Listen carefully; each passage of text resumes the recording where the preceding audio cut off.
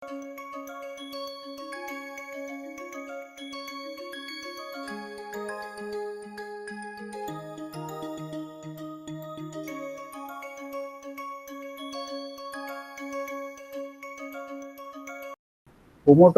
aspects of simplicial complex, by which we mean how to construct homotopies and what are certain basic properties, not topological in nature but homotopical in nature, like local contractibility, cofibration, and so on. That is the topic for discussion for this module as well as the next module. Last time we did some combinatorics of links and stars and so on. All of them were what are called as closed subspaces, closed links, closed stars, and so on. So today we have a slightly different version here. Start with any simplex in a simplicial complex. Then the open star, this I am denoting by small STF. The capital STF, remember, was the closed star. So this is open star of F. This is an open subset of mod K. It is not defined as a combinatorial object, not a simplicial complex or something. It's an open subset of the simplicial complex, consisting of the union of all open simplexes G. Remember, this notation is used for open simplex of G. Namely, all those alpha such that the support of alpha is actually equal to G. So take all those points. Take for every G, take such a thing where G is a simplex containing F. In particular, G can be equal to F also here. So this containment sign I am using for subset equal to also. So the claim is that this is an open set. Just because you call it open star, it may not be open. So claim is that it's an open subset of mod K and it's a star shaped at every point of the open simplex F. Notice that when you take G equal to F, this open simplex F comes here. So open simplex F is a subset of this one. Now you take any point there, the entire set, this one will be star shaped at that point is the claim. Okay, these are all easy, not difficult, but you have to just verify and be sure of them, that's all. To show that any subset is open in mod K, what you have to show is that its intersection with each closed simplex, mod H, is open in mod H. So this should happen for every simplex. Of course, if H simplex is a singleton, then this is automatic. Beyond that, you have to verify this. So clearly, if F is not in H, then the star of F intersection H will be empty. Intersection H is empty because only things which are, remember, the whole space is union of such open simplexes. This was the starting point of point set topological thing that we have seen. So here we are taking only those F, those G which contain F. Therefore, either these entire open simplexes are there or they are not there. Therefore, if F is not contained in G, open G will not intersect this at all. All right. All right. So star FF intersection H is empty. So empty set is open, that is fine. So let us take the case wherein F is inside H. then I want to show that this intersection is open in mod H. Now, if F is a subset of H, you can write H as F disjoint union F prime, where F prime is H minus F, right? Both of them will be simplexes. H is a simplex, F is a simplex, so F prime is a simplex. But what happens is now star of F intersection mod H will be precisely equal to mod H minus this subset, namely the boundary of F star F prime and its modulus. In open simplex F, remember, boundary of F, the modulus of boundary of F is not there. So you take a subset of F that will represent boundary part, right? Subset of F, then union with F prime. This star with F prime means what? This is the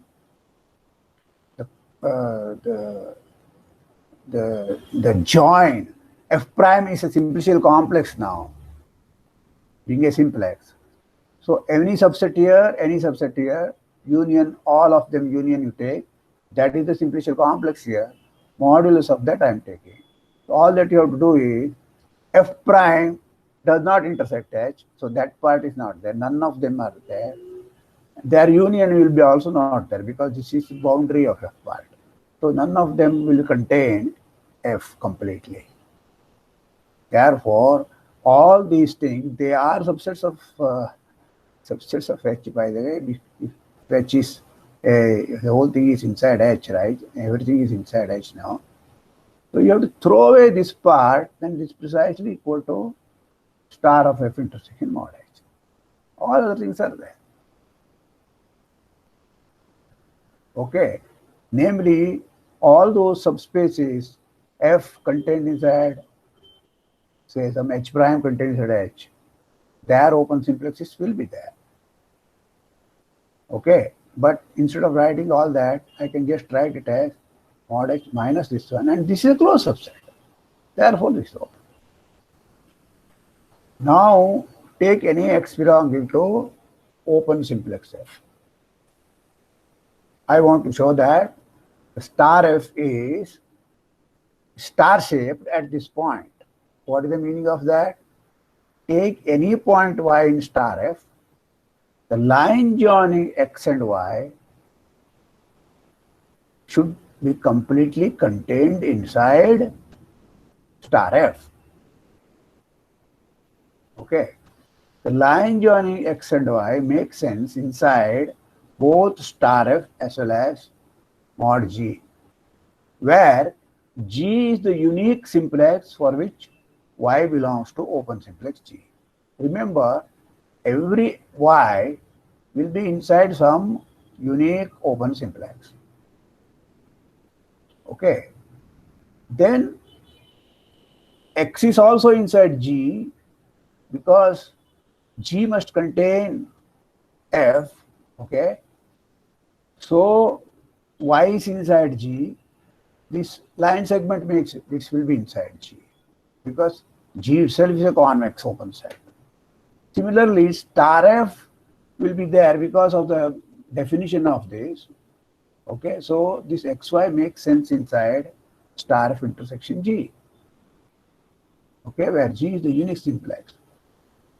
This just means that star F is star shaped, that's all.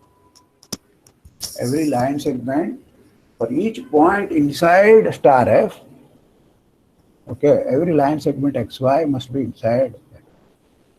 Now we make a definition which we might have made it earlier, but now it's more relevant anyway.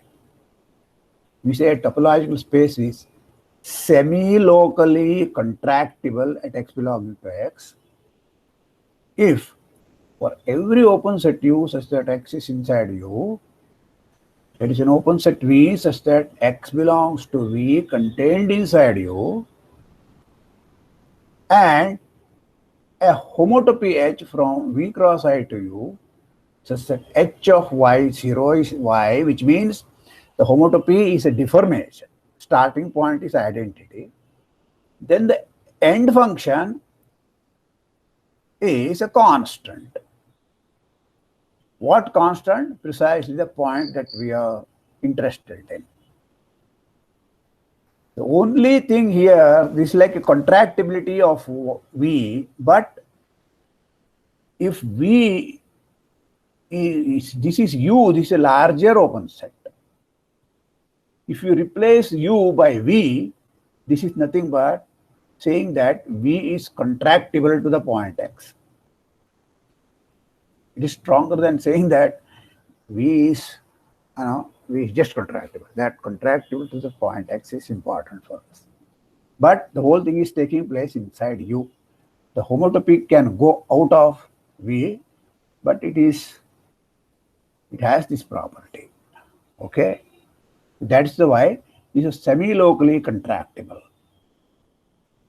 However, if you replace V, this U by V itself in this one, namely H is taking values inside V, then we actually say that X, this capital X is locally contractible at X. The same condition, the only thing that you have to do is replace this U by V. Then you delete the semi, locally contractible. Okay, so that is the meaning of locally contractible. If H can be chosen to take values inside V itself. Okay, so locally contractibility is stronger than semi-locally contractibility. Okay, now suppose this happens at every point of X. Just like a function is continuous, it is continuous at every point. If it happens at every point, then we say X itself is semi-locally contractible, or in the latter case, X itself is locally contractible. So that is the meaning of this definition. Okay. So now the next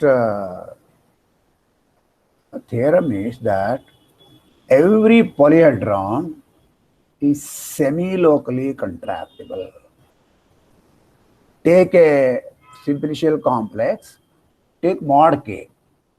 I have to show that at every point there will be a given any neighborhood U, there is a smaller neighborhood V of that point such that V contracts to single point X inside U.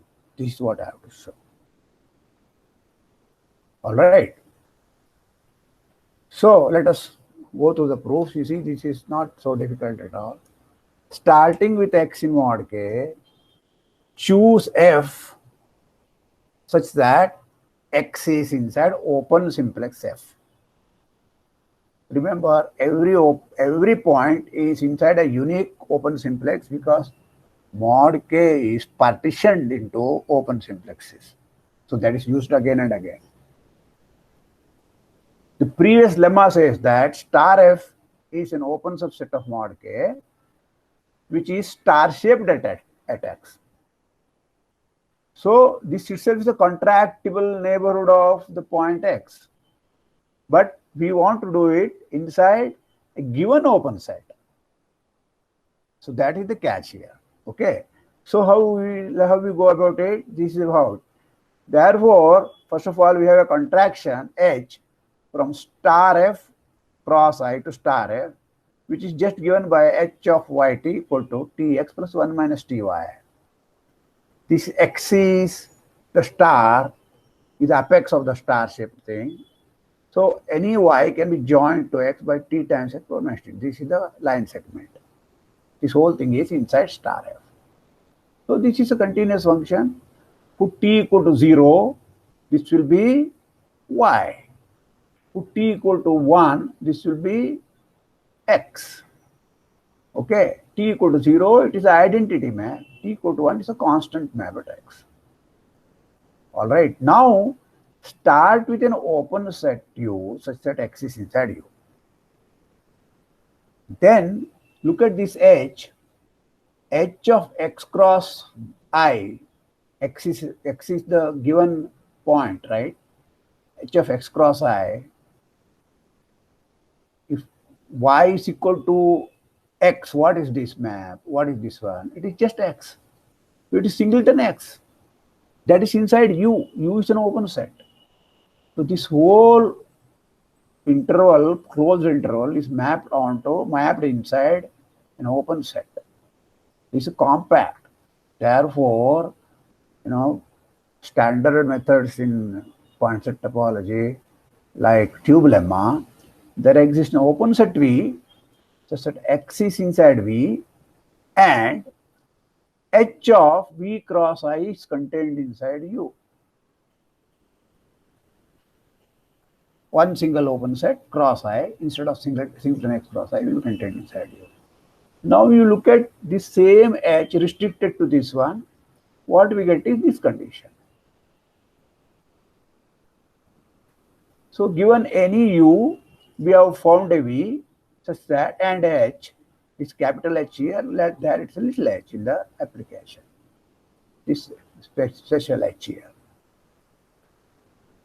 So this proves that every polyhedron is semi-locally contractible. Okay. Very easy statement, very easy proof. Hello, sir. The U that you chose, the open set U around X, cannot we subdivide to make the star of that point inside U? Then we can contract it. How do you subdivide it? Yeah, I mean, if we subdivide, then it will be small. Can it be small enough to be inside any U? How do you do that? We know that there is always one sub. I mean, we can take any point. K and we is not a finite simplicial complex. Oh, okay. Even the point X you have taken is not at all, first of all, a vertex. Even if that is the case, there may be infinitely many simplices coming and meeting at X. Okay. So it is not even locally finite. Even after that, you have to make X to be a vertex, etc. Okay. But cannot we have a simplicial structure that makes X a vertex? That is the next thing which we want to do. Even then, the problem is by the barycentric subdivision that we have taken, that will not do the job. Okay? That's why this one has to be. That will do only if it's finite simplicial complex. Okay. Once you have this semi-locally contractibility, later you will see that such spaces admit a simply connected covering. Okay, later. So right now you assume that then what we have proved is every connected polyhedron admits a simply connected covering. Okay, that is an application of this one. Okay, now let's come to the second point here, namely the cofibration property. This theorem says that every subcomplex, let L be a subcomplex of K, then the inclusion map mod L to mod K is a cofibration. Remember that we had a proposition which says that how to verify cofibration. Namely, you must produce a retraction from mod K cross I onto mod K cross 0 union this mod L cross I. And that is precisely what we are going to prove. The retraction should be from mod K cross I to mod K cross 0 union mod L cross I. Okay. So this one we are going to get such a retraction in an inductive fashion. put Ln equal to L union Kn, where Kn denotes the nth skeleton of K. Then by the very nature, L is a subcomplex, Kn is a subcomplex, union is a subcomplex. Then each Ln is a subcomplex of K. And we have the inclusion maps here. L is contained inside L naught. What is L naught? L naught consists of all of L and all the vertices which are already not in L. Those are extra vertices coming from K naught. And so on. So Ln will contain the Ln plus 1 and so on. Finally, if you take the union of all of them, that will contain all the skeletons, therefore it will be the whole of K. So I have written K inductively as a countable union starting with L. Okay. If K is a finite simplicity complexes, there are many other methods to do this. There is no need to go through this. This is precisely to take care of infinite simplicial complexes. Once we have, we have seen this one several times. Namely, if you look at a disk cross I, that will be deformation retracting onto the base of the disk union the boundary of the disk cross I. Okay, just topologically, there is no need for going to simplicial complexes. I have written it in terms of simplexes here. Delta n plus 1 is representing modulus of delta n plus 1. The underlying topological space is dn plus 1, the disk. Cross I to modulus of delta n cross 0, the base, union, the boundary, which is a sphere of one dimension lower, is Sn cross I. So there is a standard retraction. I am going to use this one now. For each n greater than or equal to 0, we have such a thing, right? Okay. So now just, index the set of all n plus 1 simplexes which are in n plus 1 obviously, but which are not in L. Don't worry about things which are in L because they are going to be here, this part. Okay. So let us index them. So let us call them as Fs. For each S, there is a row S like this. That is just same row, a copy of row, but I am returning by row S. Okay, for each S. Then what do? I start R0, there is a slight different definition. Inductively, I am going to define this R0, R1 and R2. R0 is L0 cross I to L0 cross 0, L cross I. That is fine. But on L0 cross 0 or L cross I, it is identity. Either X is in L or T is 0, it's identity. Then there is a disjoint union of vertices cross I, which correspond to all the vertices which were already not in L. All those vertices cross I, the line segments, you push them to just the base point, see X cross 0. Instead of X cross T, all of them goes to X cross 0. So X is a vertex not in L. Okay. So this is obviously a retraction of L0 cross I onto L0 cross 0 union L cross I. That is a starting point. So in this inductive picture, we have got a retraction corresponding to this L0 corresponding to L. It's not a retraction of L0 to L, but it's L0 cross I to L0 cross 0 union L cross I. So that is the kind of thing we are going to do here all the time. Okay. So once you have this one, you can assume that you have defined this one for up to n and you can go for n plus 1 stage. So what I am going to do is for Rn I am defining Ln plus 1 cross I to Ln plus 1 cross 0, Ln cross I. With a similar method, the first part it is identity, namely all Ln cross I or Ln cross 0 it is identity, xt. The second thing, when they are inside a delta n plus 1 cross I, okay, there I take this rho s because they are all indexed by rho s on fs. Okay, rho s of xt.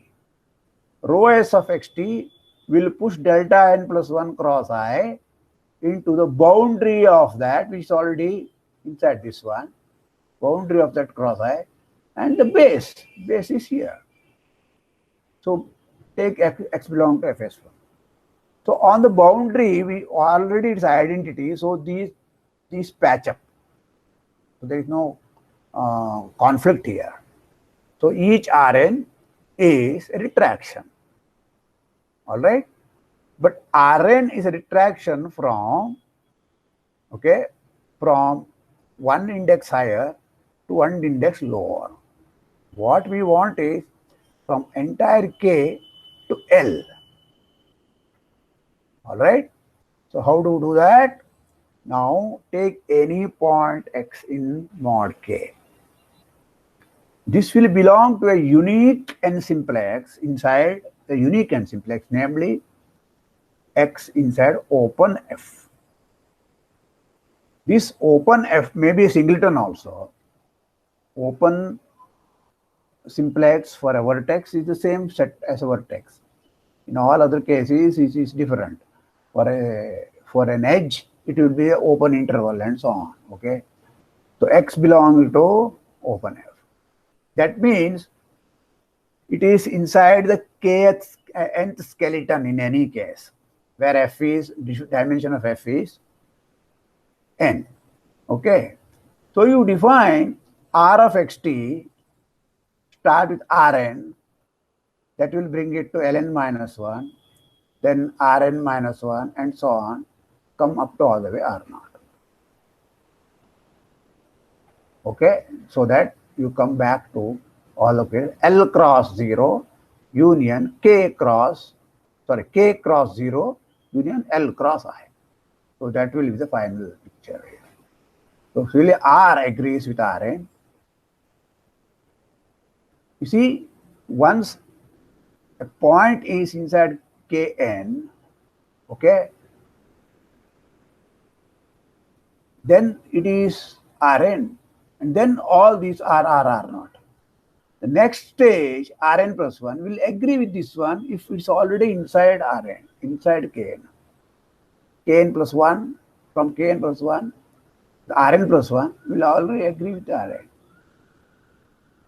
Because Rn plus 1 of that part is already identity, and then only Rn will, up to R naught Rn will change it. Therefore, this compatible family of this one, that is why R of xt makes sense.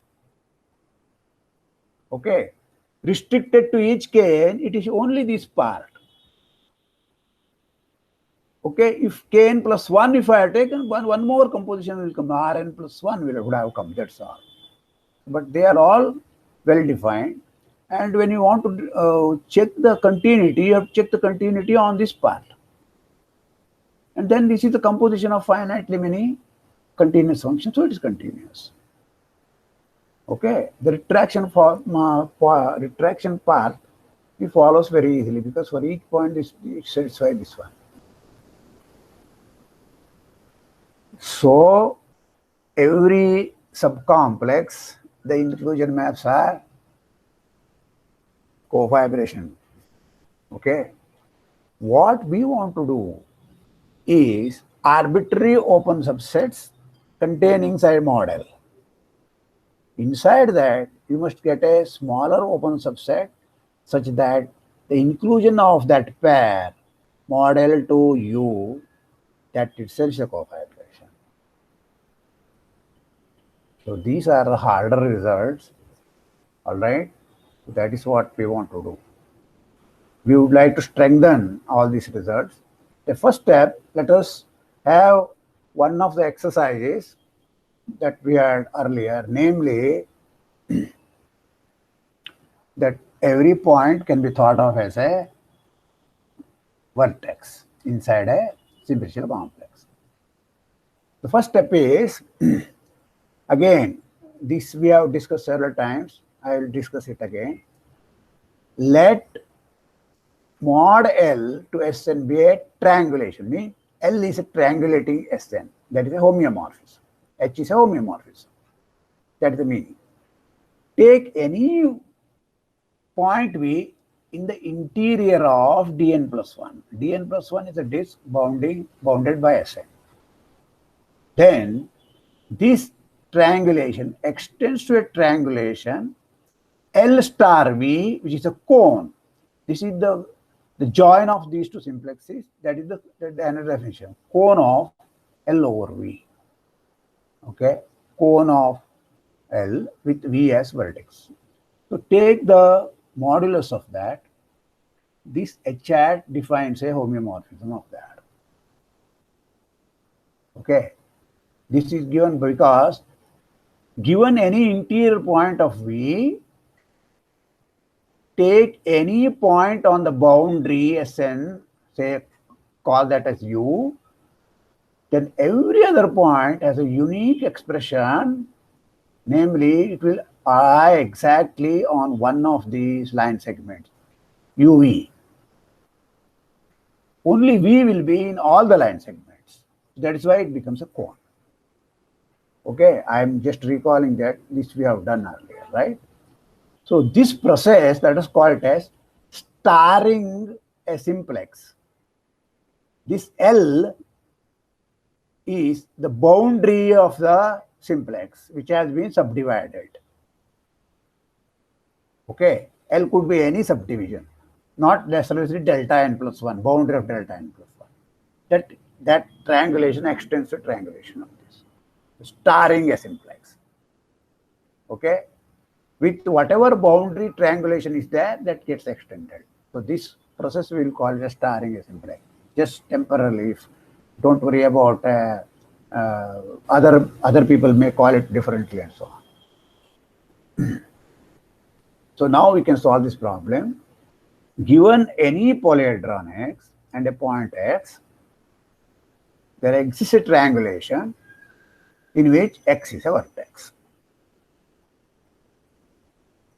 Okay, start with a simplicial complex.